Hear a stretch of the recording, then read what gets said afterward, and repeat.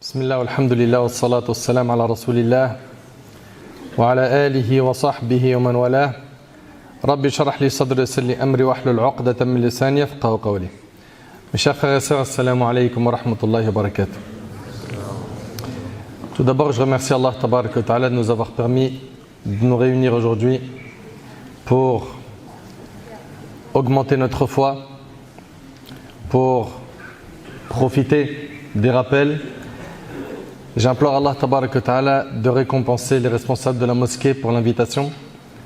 J'implore Allah tabarak wa ta'ala de vous récompenser également pour avoir fait l'effort de venir sacrifier de votre temps afin d'augmenter vos connaissances et augmenter votre foi.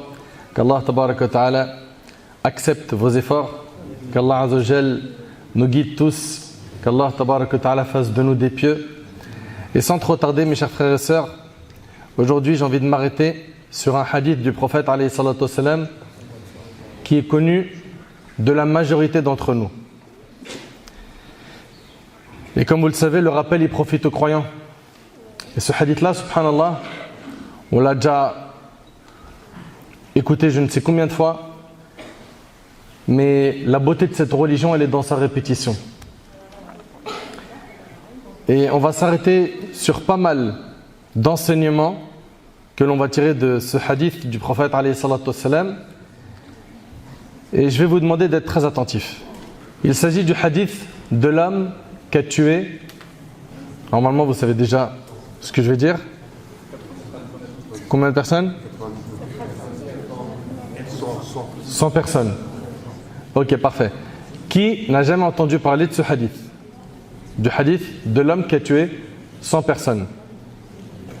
Vous voyez bien que la plupart d'entre vous, vous avez déjà entendu parler de ce hadith, mais on va essayer de tirer un maximum d'enseignements de ce hadith qui est très riche en leçons.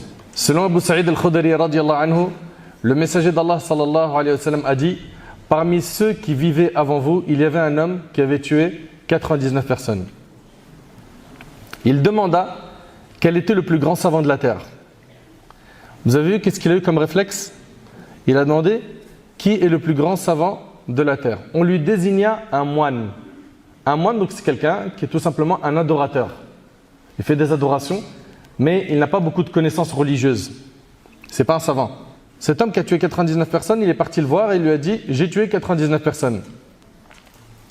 Est-ce qu'il reste une possibilité de me repentir? Vous entendez cette phrase? Quelqu'un, il vient de voir, il dit: j'ai tué 99 personnes. À ton avis, Allah il me pardonne ou pas?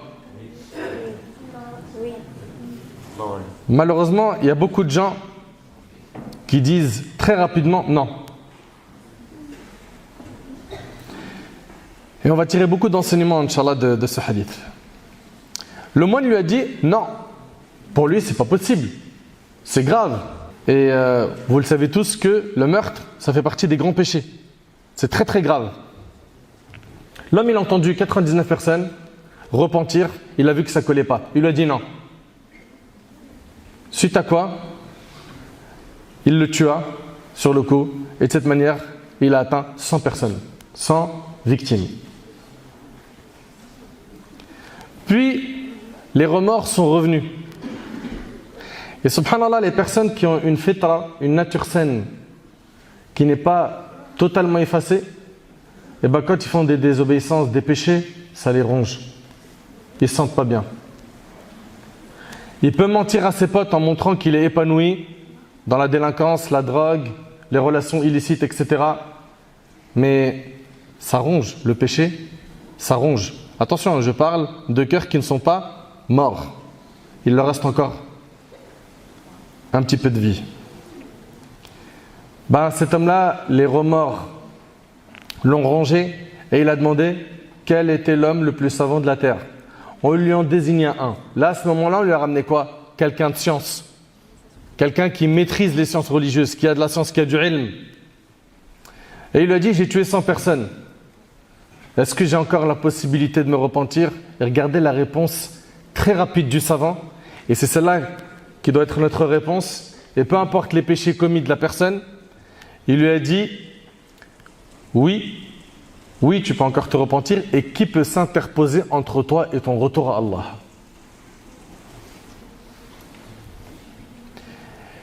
Et après, il va lui donner une solution très concrète. Il va lui dire, va à tel pays. Quitte donc la terre dans laquelle tu vis. Va à tel pays. Là, vivent des gens qui ne font qu'adorer Allah. Donc il lui a dit, tu veux te repentir, il va falloir que tu t'écartes de la mauvaise fréquentation, de cet environnement néfaste, qui est destructeur pour ta foi, pour ta pratique religieuse. Pourquoi? Tu ne peux pas vouloir te repentir et rester dans un cercle qui est mauvais. Tu ne vas pas réussir. À chaque fois que tu vas faire un pas en avant, ils vont te tirer 10 pas en arrière. Il le dit, va à tel pays. Là vivent des gens qui ne font qu'adorer Allah. Adore Allah avec eux et ne retourne plus à ton pays car c'est une terre de mal. Reviens plus à cette fréquentation, à cet environnement mauvais. Il se mit donc en marche. Et lorsqu'il arrivait à la moitié du chemin, qu'est-ce qui s'est passé? Il est mort. Donc il n'a même pas encore eu le temps d'atteindre la terre des gens du bien. On est d'accord ou pas? Et là, les anges de la miséricorde, donc ceux qui accueillent les mourants, agréés par Allah, ils se sont disputés à son sujet avec les anges des châtiments. Donc il y a les anges de la miséricorde qui veulent prendre son âme et l'emmener au paradis, d'accord? Et les anges du châtiment qui, eux, veulent le prendre et l'emmener en enfer. Vous suivez? Les anges de la miséricorde dirent, il est venu plein de repentir, désirant de tout son cœur retourner à Allah. Les anges des châtiments dirent, il n'a jamais fait de bien dans sa vie. Donc là, il y a une divergence entre qui? Entre les anges. D'accord? Ils n'arrivent pas à trancher. C'est alors qu'un ange vint à eux sous une apparence humaine. Allah tabaraka wa ta'ala, il a envoyé un ange sous la forme d'un humain. Et ça s'est passé plus d'une fois. Vous savez qu'Allah tabaraka wa ta'ala, il peut faire en sorte que les anges apparaissent sous forme humaine. C'est arrivé dans le hadith de Jibril, dans plusieurs hadiths du prophète alayhi salatu wassalam. Donc ici, ils le prirent comme arbitre. Les anges de la miséricorde et les anges du châtiment ont pris cet homme pour arbitre. Qu'est-ce qu'il leur a dit? Il leur a dit, mesurez la distance qui le sépare de la terre du mal et celle qui le sépare de la terre du bien. Destinez-le ensuite à celle dont il est le plus proche. S'il est plus proche de la terre des gens du bien, il va au paradis. S'il est plus proche de la terre des gens du mal, il va en enfer. Très bien. Ils mesurèrent et trouvèrent qu'il était plus près de la terre qu'ils voulaient rejoindre, et ce furent les anges de la miséricorde qui lui retirèrent son âme, et c'est rapporté par Bukhari et Muslim. Donc c'est un homme, Allah tabaraka wa ta'ala, il lui a accordé son pardon alors qu'il a tué 100 personnes. Vous imaginez, subhanallah. Et dans une version, la cité vertueuse, donc la cité des gens du bien, était plus proche d'un seul empan, et c'est pourquoi il fut compté de ses habitants. Donc parmi les gens du bien. Et dans une troisième version, Allah tabaraka wa ta'ala, écoutez attentivement s'il vous plaît, inspira à la terre du mal de s'éloigner et celle du bien de se rapprocher. Allahu Akbar. Pour le repentir d'un serviteur, Allah tabaraka wa ta'ala, il a changé la géographie de la terre. Pourquoi? Pour accueillir cette âme au paradis. Et ça doit nous donner beaucoup d'espoir. Nous qui sommes tous et toutes, sans exception, des pécheurs. Bien sûr, à des degrés différents.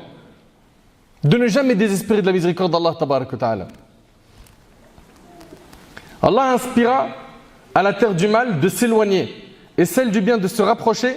Puis il dit, mesurez la distance qui les sépare. Ils trouvèrent qu'il était plus proche d'un empan de la cité du bien. Aussi fut-il absous de ses péchés. Allahu Akbar. Ce hadith-là est un hadith qui est très riche en leçons. Et c'est un hadith qui ouvre la porte de l'espoir, du repentir à toute personne qui a fait des péchés. Et gardez en tête une chose qui est très importante. Il n'y a pas très longtemps, j'étais avec un petit jeune, Mskin, il est tombé dans les ténèbres de la fornication, et lui, il était persuadé que tellement il a fait du mal dans sa vie, tellement il a fait de péchés, il était persuadé que tellement il a fait des péchés, Allah ne le pardonnerait pas. Et ça, c'est une parmi les grandes ruses du diable, qui vient te faire croire qu'Allah ne te pardonnera pas pour te faire tomber dans le désespoir et qu'à la fin tu dis de toute façon pour moi, il n'y a plus rien à gratter, allez, fichu pour fichu, que je m'autodétruis dans le mal et dans le péché. Mais vous oubliez une chose, c'est que la miséricorde d'Allah tabarak wa ta'ala, elle est immense. Si tu penses que tes péchés sont plus grands que la miséricorde d'Allah, tu te trompes.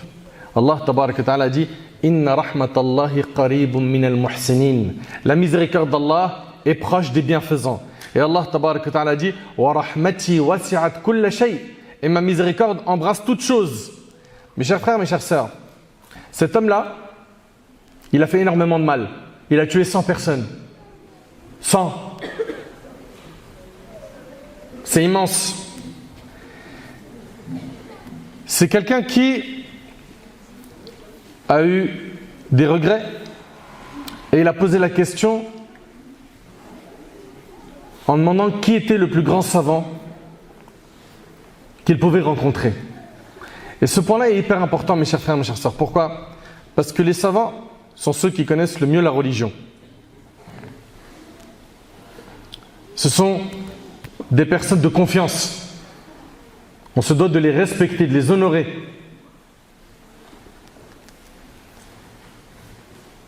Et lorsqu'il a entendu l'histoire de cet homme, je parle du savant, qu'est-ce qu'il lui a fait? Qu'est-ce qu'il a fait? Il a ouvert la porte de l'espoir.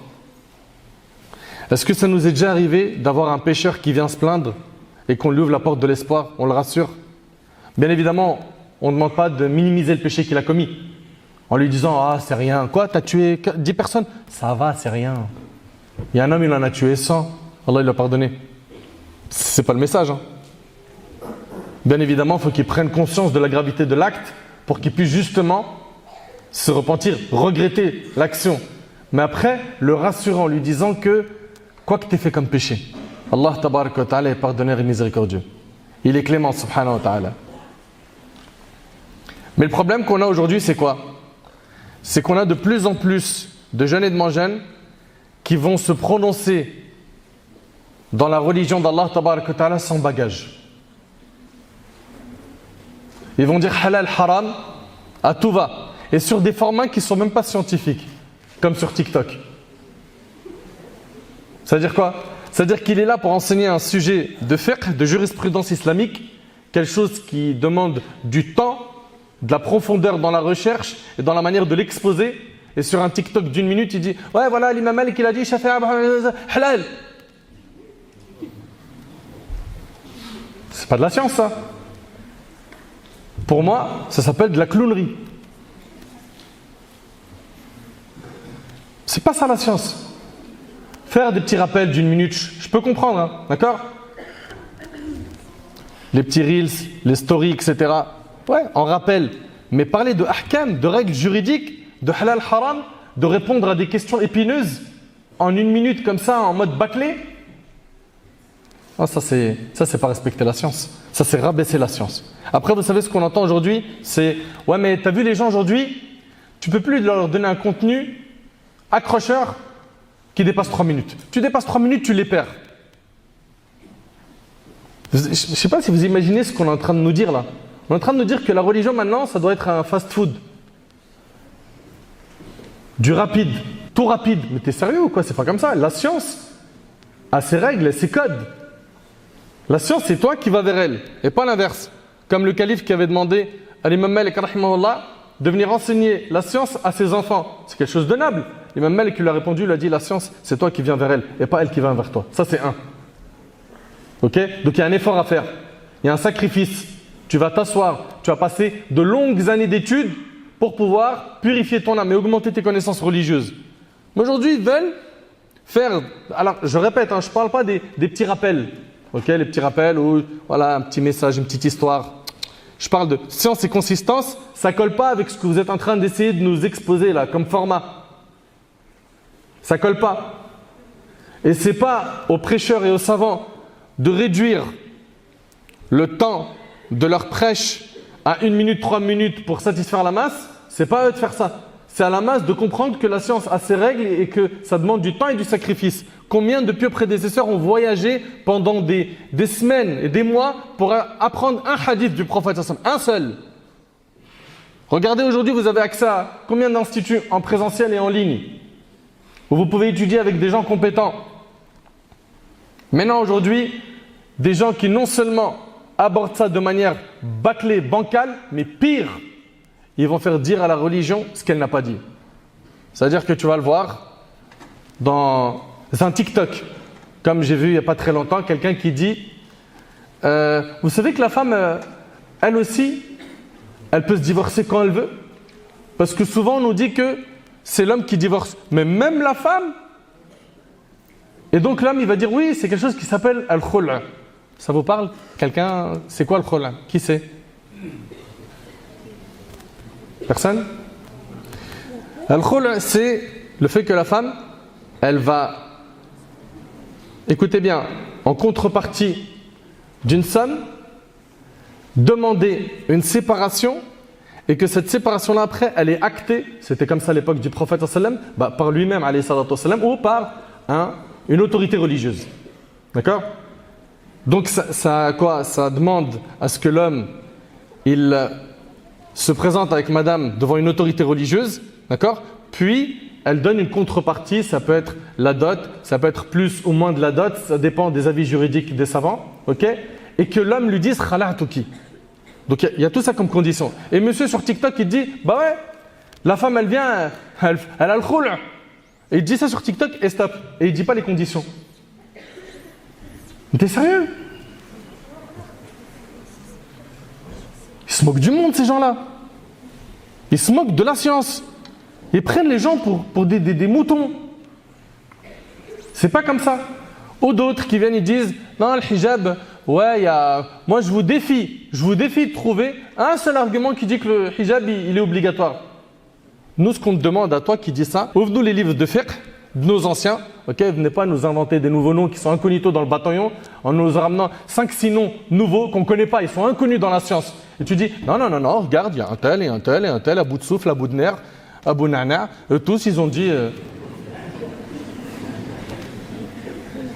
Allah tabarak wa ta'ala il a dit وَلَا تَقْفُ مَا لَيْسَ لَكَ بِهِ عِلْمٍ إِنَّ السَّمْعَ وَالْبَصَرَ وَالْفُؤَادَ كُلُّ أُولَئِكَ كَانَ عَنْهُ مَسْئُولًا.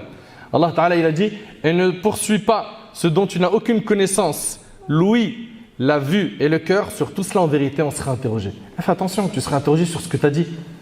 Donc que ce soit, bien sûr, tout à l'heure je dis TikTok, c'est valable pour ceux qui sont sur Insta, sur YouTube ou autres, ok, ou même ceux qui n'ont pas de réseaux sociaux mais qui font ça dans leur quartier auprès de leur famille. Et tant qu'il y a des gens de science, des gens qui ont étudié chez les gens de science, il faut faire le nécessaire pour les fréquenter et étudier auprès d'eux. Abdullah ibn Amr ibn al-As radiyallahu anhu an jami' as-sahaba a dit: j'ai entendu le messager d'Allah sallallahu alayhi wa sallam dire Allah ne reprend pas la science en l'arrachant aux gens. Allah ne reprend pas la science en l'arrachant aux gens. Il la reprend en reprenant l'âme des savants, jusqu'à en laisser aucun. Les gens mettent à leur tête des ignorants. Bah oui, quand il n'y a plus de savants, qu'est-ce qu'ils font les gens? Ils mettent à leur tête des ignorants. On les interroge sur certaines questions, ils en donnent leur avis sans se baser sur aucune science, ils égarent ainsi et égarent les autres, rapportés par Bukhari et Muslim. Sachez mes chers frères et sœurs que les gens face au péché, ils sont de 3 catégories. Écoutez bien, les gens face au péché sont de 3 catégories. La première catégorie, qismun ghalaba alayhimul ya's wal qunut faya'isu min rahmatillah. La première catégorie de pécheurs, c'est des gens qui ont désespéré de la miséricorde d'Allah. Pour eux, c'est tellement lourd ce qu'ils ont fait comme péché, pour eux c'est impossible qu'Allah va leur pardonner. Ces gens-là, malheureusement, ils ne connaissent pas, ou peut-être ils ont oublié les versets qui parlent de la rahma d'Allah, la miséricorde d'Allah Azza wa Jal. Allah tabarak wa ta'ala dit وَمَنْ يَقْنُتْ مِنْ رَحْمَةِ رَبِّهِ إِلَّا الضَّالُّونَ. Il dit Azza wa Jal, et qui désespère de la miséricorde de son Seigneur sinon les égarés? Et que les égarés qui désespèrent de la miséricorde d'Allah. Subhanallah, dans un hadith, le prophète alayhi salatu wassalam, il a dit qu'Allah tabarak wa ta'ala a créé 100 miséricordes, 100. Il en a fait descendre une seule sur terre. C'est avec cette miséricorde que les humains et les animaux ils se font miséricorde les uns envers les autres. Et il en a gardé 99 pour ses serviteurs le jour du jugement. Allahu Akbar. Subhanallah. Est-ce que je suis en train de te dire là que c'est gagné, c'est facile, il ne faut pas faire d'efforts? Non. Tu dois adorer Allah tabaraka wa ta'ala avec quoi? Avec l'espoir de sa miséricorde et la crainte de son châtiment. Tu dois avoir les deux. La première catégorie de personnes, on a dit, c'est des gens qui ont désespéré de la miséricorde d'Allah. Et Allah, il nous dit qu'il n'y a que les égarés qui désespèrent de la miséricorde d'Allah. Deuxième catégorie de personnes, ce sont des gens qui ont oublié qu'ils ont un rendez-vous avec Allah. Ils ont oublié qu'il y a un châtiment, qu'il y a un enfer qui est destiné à ceux qui se sont éloignés d'Allah. Et bien cette personne-là, on lui dit, mon frère, ma soeur, ne sois pas insouciant, ne sois pas insouciante. Ok? Parmi les choses qui font qu'on est insouciant, malheureusement, c'est qu'on a espoir de vivre longtemps. Pour nous, Mazel, on a encore le temps. Je sais que c'est pas bien ce que je fais, mais je me repentirai plus tard. Il y a aussi le fait qu'on aime tellement ce bas monde qu'on a oublié l'autre monde. On a tout misé sur celui-là. L'euro, c'est devenu un dieu adoré par beaucoup de gens. Et j'exagère pas. J'exagère pas. Il y en a trop malheureusement qui sont devenus des esclaves de la dunya. Il y a aussi la mauvaise fréquentation. Le fait qu'ils n'apprennent pas la religion. Tout ça a fait qu'ils sont devenus insouciants. Donc ça, c'est la deuxième catégorie de personnes. Troisième catégorie de personnes, ce sont qui? Ce sont des gens qui font des péchés. Et qui espèrent la miséricorde d'Allah et qui craignent le châtiment d'Allah. Donc, vous et moi, bi'idhnillah. Ok? Et qui, lorsqu'ils tombent dans un péché, leur réflexe premier, c'est quoi? Ouais? Se repentir, barakallahu fik. Allah Ta'ala, il dit, écoutez bien ces quelques versets. وَالَّذِينَ إِذَا فَعَلُوا فَاحِشَةً أَوْ ظَلَمُوا أَنفُسَهُمْ ذَكَرُوا اللَّهَ فَاسْتَغْفَرُوا لِذُنُوبِهِمْ وَمَنْ يَغْفِرُ الذُّنُوبَ إِلَّا اللَّهُ وَلَمْ يُصِرُّوا عَلَى مَا فَعَلُوا وَهُمْ يَعْلَمُونَ أُولَئِكَ جَزَاؤُهُم مَغْفِرَةٌ مِّن رَّبِّهِمْ وَجَنَّاتٍ تَجْرِي مِن تَحْتِهَا الْأَنْهَارُ خَالِدِينَ فِيهَا وَنِعْمَ أَجْرُ الْعَامِلِينَ. Et pour ceux qui, s'ils ont commis quelques turpitudes ou causé quelques préjudices à leur propre âme en désobéissant à Allah, qu'est-ce qu'ils font? Ils se souviennent d'Allah. Et ça doit être notre réflexe. On n'est pas en train de te demander d'être un ange. C'est impossible que tu vives sans commettre de péché. Et si ça avait été le cas, Allah il nous aurait remplacés par des gens qui commettent des péchés et il leur pardonnerait, Azza wa Jal. Mais ce que je veux que tu comprennes, c'est quoi? C'est que ton réflexe premier lorsque tu glisses, c'est que tu te souviennes d'Allah. Pense-y. Se souviennent d'Allah et demandent pardon pour leurs péchés. Et qui est-ce qui pardonne les péchés sinon Allah? Et écoutez après, et qui ne persistent pas sciemment dans le mal qu'ils ont fait. Persiste pas, mon frère. T'as fait ce péché une fois, t'as regretté, t'as demandé pardon. Rebelote, tu retombes dedans. Alors, il y a un point important que je clarifie qui est tiré d'un hadith qudsi, c'est que si la personne, écoutez attentivement s'il vous plaît, elle a regretté sincèrement le péché qu'elle a fait. D'accord? Elle s'est repentie, elle s'en est détachée, elle est déterminée à ne plus la refaire. Le temps passe, une faiblesse la touche, puis elle retombe dans le même péché et qu'elle se repent de la même manière que la première fois, tant que le regret est sincère et que le repentir est sincère, peu importe le nombre de fois que tu as tombé dans le même péché, Allah te pardonnera. Vous entendez ou pas ce que je suis en train de dire? Et les conditions, elles sont bien claires. Hein.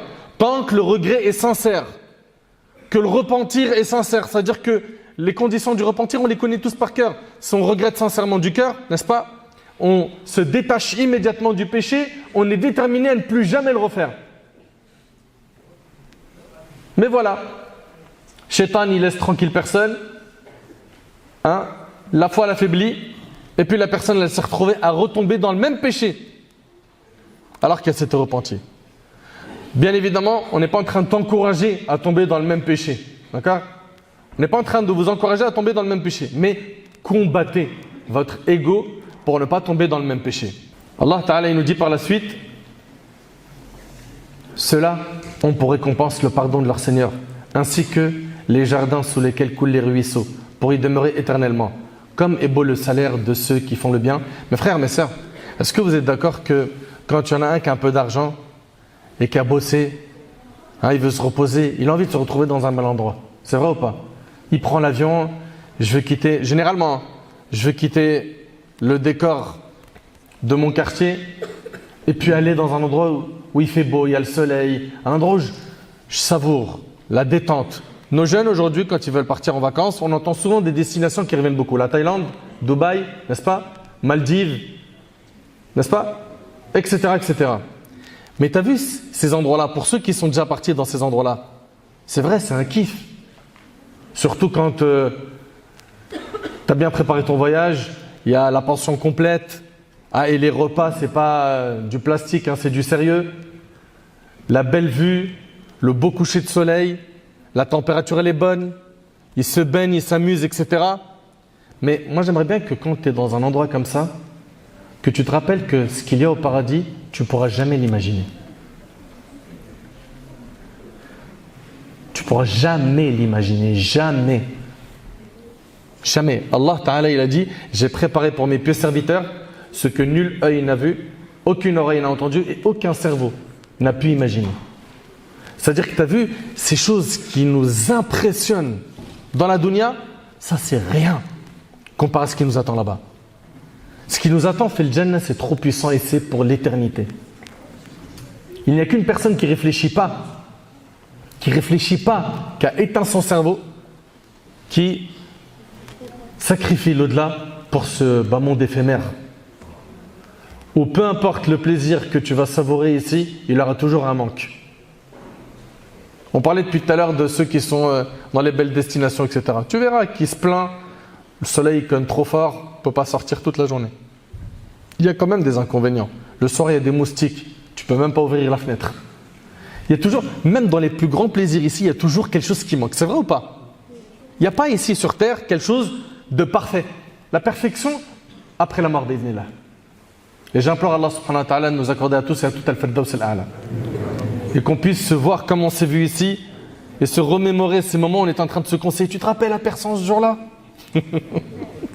Subhanallah. Mes chers frères, mes chères sœurs, cet homme-là, il a tué 100 personnes. Et malgré les grands péchés qu'il a fait, il a regretté. Et il s'est dirigé vers Allah tabarak wa ta'ala.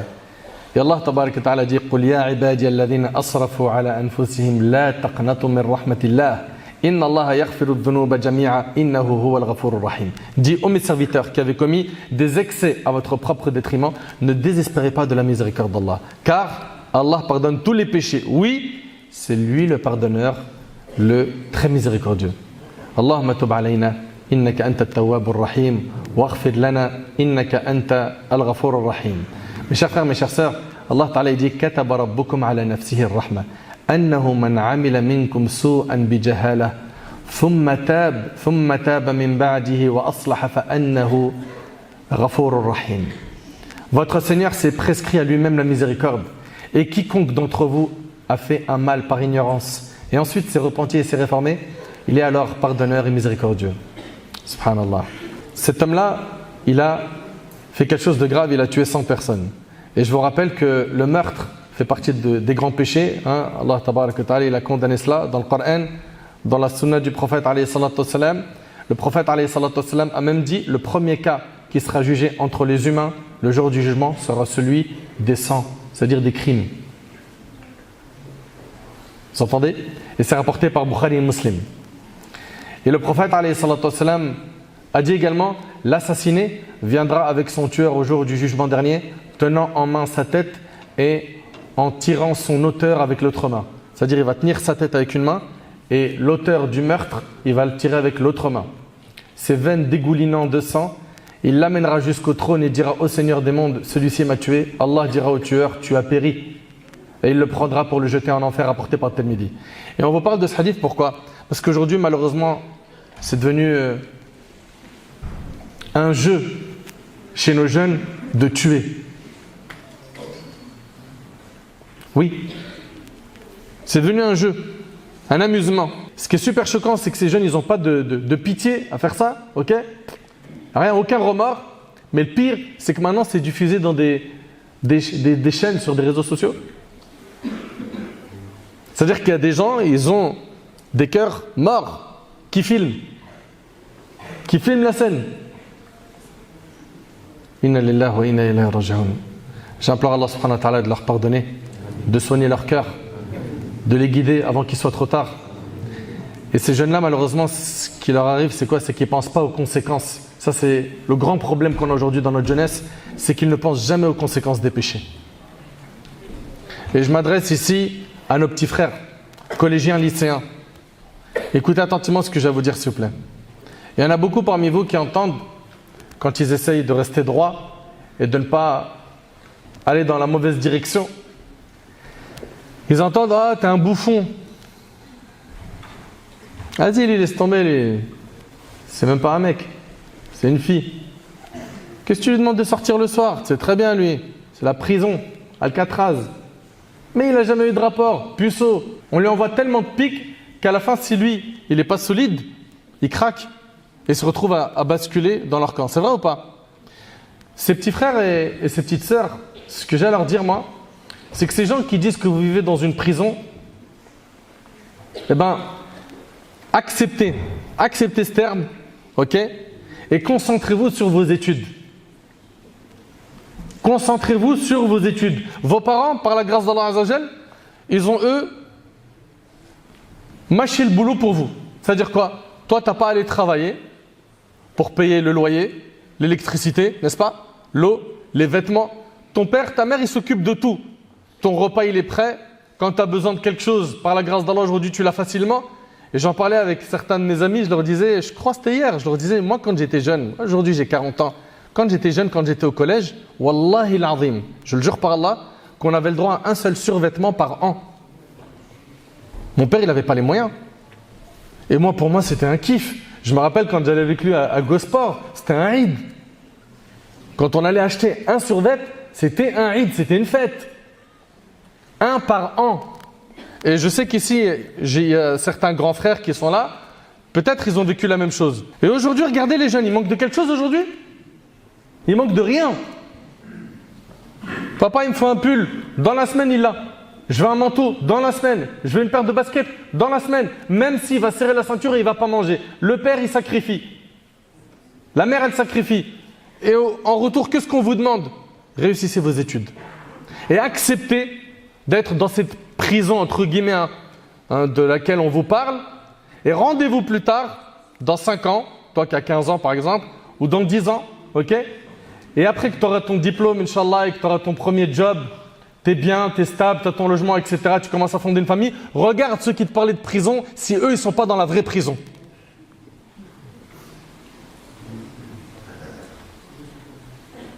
Regarde.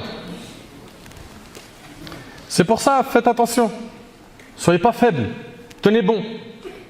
Ok? Je sais que c'est très très très difficile de tenir à ces principes, hein, surtout quand on est collège, lycée, parce que les vagues, elles sont dures. Hein, la plupart des jeunes, ils parlent de choses qui sont interdites dans notre religion. Donc, tenez bon. Et généralement, c'est quand on commence à céder que malheureusement, c'est le début d'une grande glissade. C'est-à-dire que le petit jeune, il dit, bon vas-y, faut qu'on fonde dans la masse, donc vas-y, je vais dire oui. Et puis il va se retrouver, ce petit jeune qui était d'une famille hyper pieuse, à faire des choses ténébreuses, mais ils oublient que les conséquences des péchés sont brûlantes.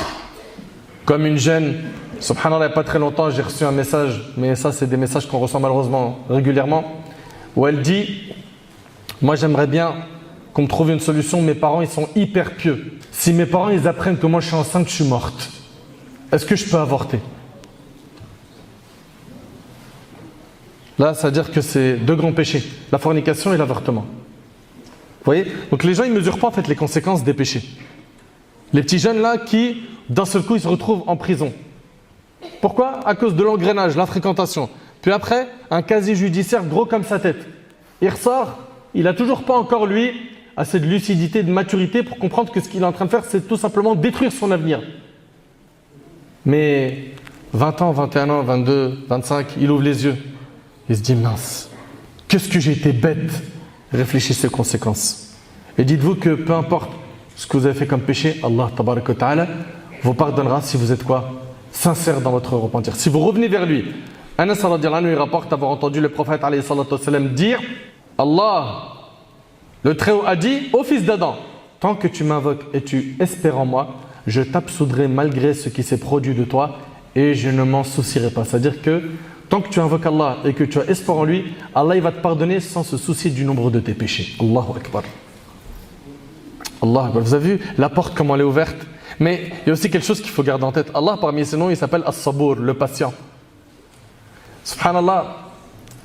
Allah tabaraka wa ta'ala, il est vraiment trop patient avec nous. Il nous donne notre subsistance matin, midi et soir et on lui désobéit sur sa terre avec la subsistance qu'il nous a accordée. Il t'a donné à manger, à boire, il aurait pu te priver. Il t'a donné un toit, il aurait pu te priver. Il t'a donné la santé, il aurait pu te priver. Et toi, tu utilises tout ça qui vient de lui pour lui désobéir, lui, sur sa terre. Il faut avoir honte et revenir vers Allah. Alhamdulillah, il n'est pas encore trop tard. Tu as encore envie, tu as l'occasion de te ressaisir. Allah Ta'ala, il dit, ô fils d'Adam, si tes péchés ont atteint les nuages du ciel et que tu me demandes de t'absoudre, je t'absoudrai et je ne m'en soucierai pas. C'est-à-dire, il ne va pas se soucier du nombre de tes péchés. Ô fils d'Adam, si tu viens à moi avec la contenance de la terre comme péché et que tu me rencontres sans m'associer personne, je t'apporterai sa contenance en absolution rapportée par Tirmidhi. Et dans cette histoire, il y a quoi? Il y a un grand message sur le choix de la bonne fréquentation. Et ça, c'est tiré de quel passage? Levez la main. Le petit jeune. Barakallahu fik. Quand le savant il lui a dit quitte la terre des gens du mal et va dans telle autre terre avec les gens du bien. Très très bien. Excellent. Allah tabarak wa ta'ala il a dit au prophète alayhi salatu wassalam qui est le meilleur homme qu'Allah tabarak wa ta'ala a créé. Il lui a dit azza wa jal wasbir nafsaka ma'a alladhina yad'una rabbahum bil ghadati wal 'ashi yuriduna wajhah wa la ta'du 'aynaka 'anhum turidu zinata al-hayat ad-dunya, n'est-ce pas? Allah ta'ala il a dit quoi?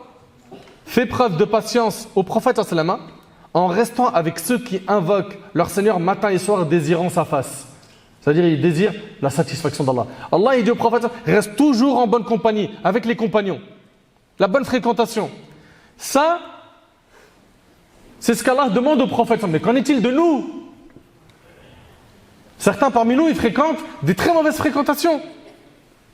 Certains parmi nous ils sont tiraillés. Pourquoi? Parce que autour de lui, il a des gens qui ont un bon fond, mais malheureusement, leur mal dépasse le bien qu'ils font.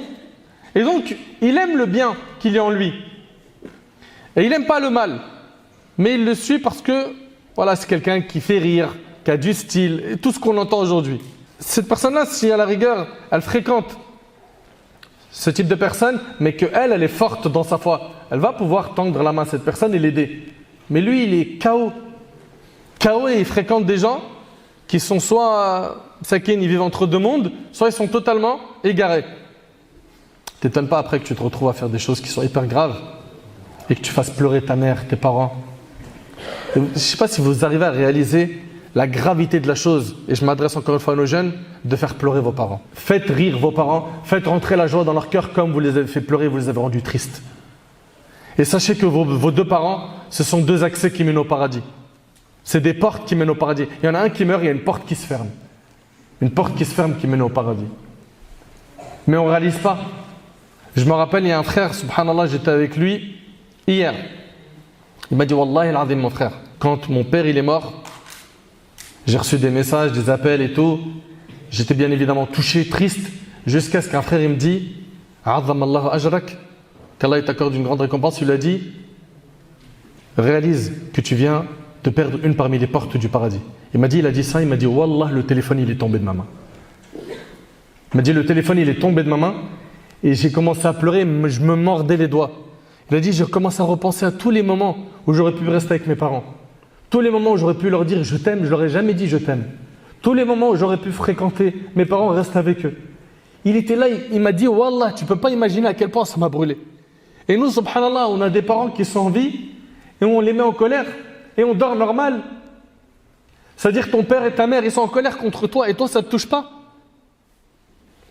Je ne sais pas si on réalise, c'est une folie que tu arrives à dormir avec la colère de ta mère, mais il n'y a aucun bien en toi. Comment tu peux être aussi insouciant? Comment en arriver à un stade où ton père il est en colère contre toi Et après tu dis bah vas-y, il comprend rien de toute façon. C'est des blédards. Ils comprennent rien du tout. Ils sont perchés. C'est toi, wallah al-azim, c'est toi qui es perché. C'est des accès qui mènent au paradis. Ils sont encore en vie, profite d'eux. Non, mes potes, mes amis, mes occupations, le foot, le sport, mes copines, les réseaux sociaux, mon smartphone. C'est quand ils vont partir que tu vas commencer à pleurer, des larmes, du sang, pas des larmes. Profitez qu'ils sont encore en vie.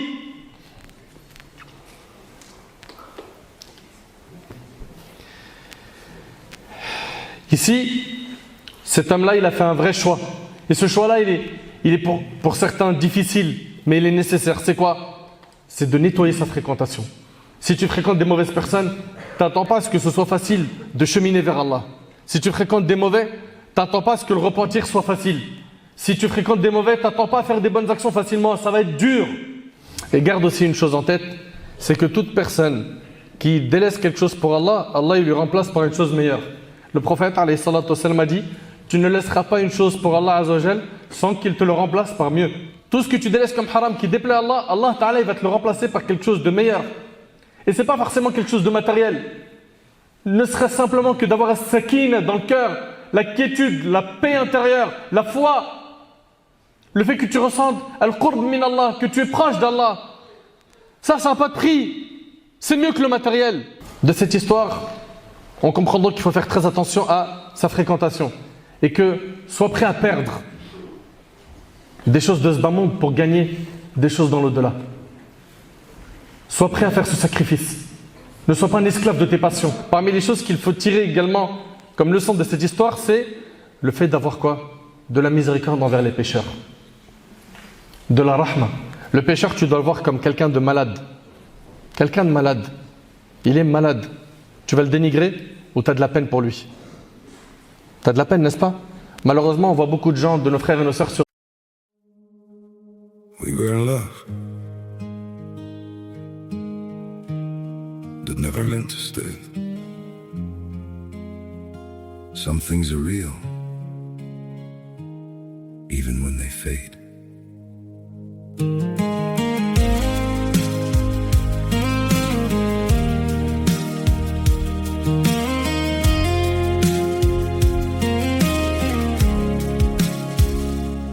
I used to think if we kept holding on, we could bend the truth somehow. But love can't fight what's pulling us apart, and it's breaking us down now.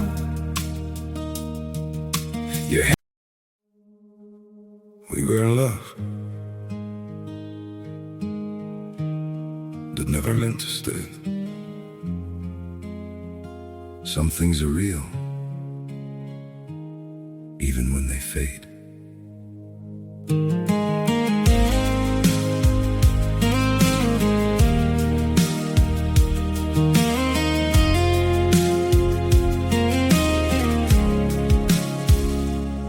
I used to think if we kept holding on, we could bend the truth somehow.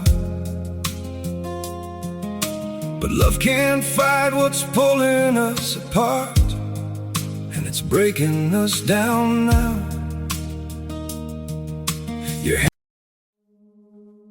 We were in love, that never meant to stay. Some things are real, even when they fade.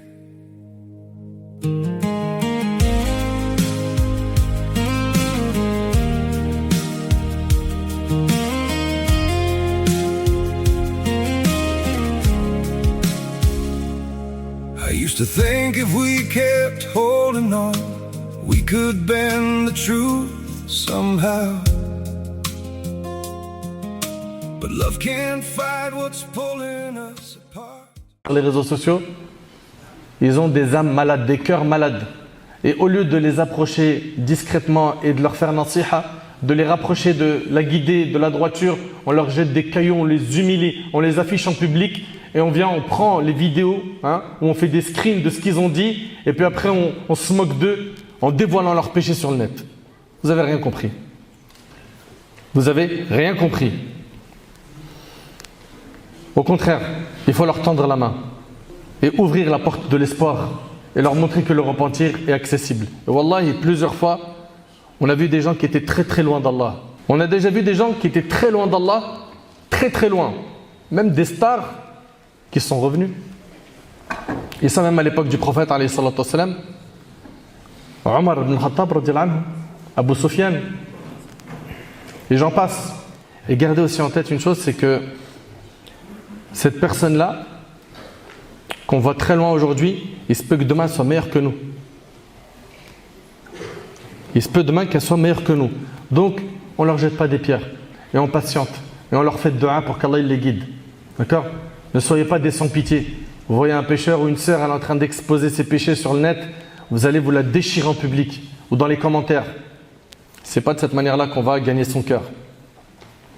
On voit aussi le mérite des savants et que les gens ont besoin des gens de science. Et tant qu'il y a des gens de science, Allahumma lakal hamd, les gens se portent bien. Pourquoi ? Parce que les gens ont besoin des gens de science plus qu'ils ont besoin de manger et de boire. Parce que c'est l'orientation religieuse qui leur est dictée par les savants. Allah Ta'ala a dit « Qul hal yastawi alladhina ya'lamuna wal ladhina la ya'lamun » Sont-ils égaux ceux qui savent et ceux qui ne savent pas ? Allah Ta'ala, il est proche de nous.